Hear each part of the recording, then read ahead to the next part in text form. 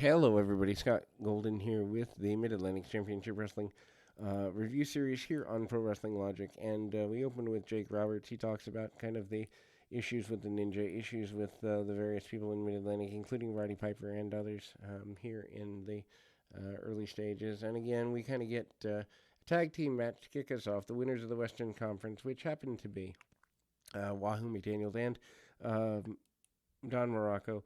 McDaniel, of course, at this point, I believe, is officially your U.S. champion, if not this week, the following week. But basically, that causes issues between him and Morocco.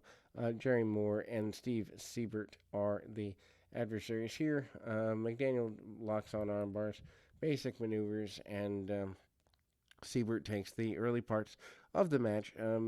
McDaniel driving knees and such into the back and spine of his adversary. Basic maneuvers along the way here, and again, Morocco managing to come in and do a bit more athletic maneuvering with both of the enhancement talent.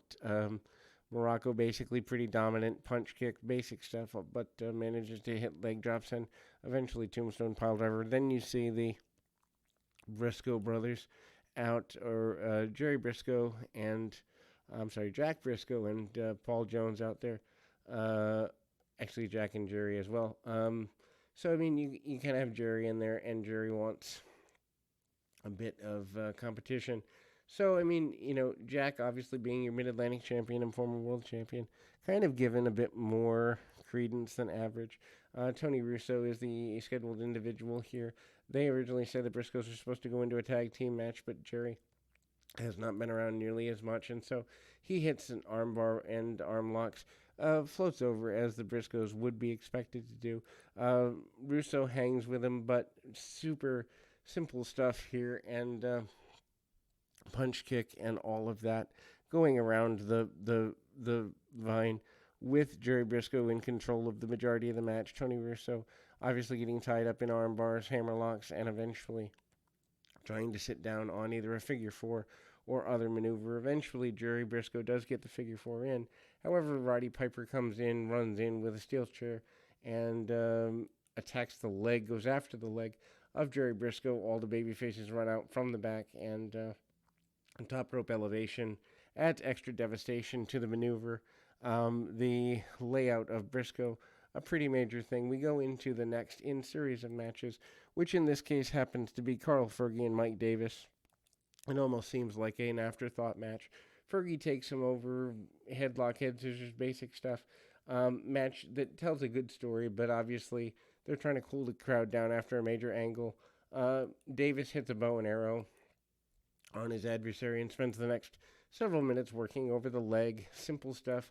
Fergie, who's a bit more heelish and certainly has a little more power and has put on a great deal of weight and body mass since his original foray here late in 81, is pretty dominant. Hits kick to the midsection, among other things. Mike Davis, who does become something later, hits a suplex and eventually gets a victory, does Carl Fergie. Steve Siebert and tag team partners are basically complaining about not getting fair opportunities here. Siebert talks about the fans making fun of him, calling him a caveman, among other things, and not liking that. So, trying to give a little bit of personality to the man. Then we go to a Killer Khan match. Killer Khan facing off against, in this particular foray into things, Ken Timms. Ken Timms, a relatively new guy, basic looking, gets punched out, kicked out, choked out. Basic dominance from Khan. Khan pretty consistent throughout. Ken Timms becomes a major guy in like Memphis and Alabama and other various territories over the years, actually staying into, I think, into the 2000s, if not longer, before passing away pretty a little young. But a Russian leg sweep of all things by Killer Khan, followed by the knee drop and getting a victory for Khan. Khan never really has a strong run there. Dissension shown between Morocco and McDaniels a little bit, in the sense that Morocco feels left out. He says he spent $15,000 to get to be the champion or to get to Mid Atlantic and move his family and all of that, and now Wahoo having other obligations with the championship. Then we see a rundown of Paul Jones basically pledging support to Jack and Jerry Briscoe after the attack from his adversaries here in the form of Slaughter and friends, King Parsons and Jim Dalton in there. Parsons looking a little bit better. Punch kick. Dalton does try to cut him off, but some side headlocks, basic stuff. Not anything necessarily worth writing home about, but arm bars and basic things by Dalton, and ultimately some come ups. I would say that certainly you can say the team had the tandem has better deals.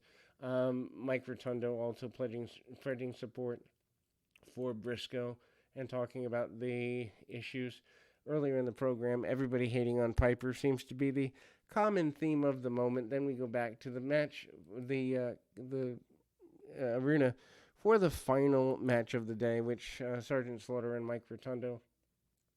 Slaughter still your U.S. champion, and so the out of sequence there, the promos about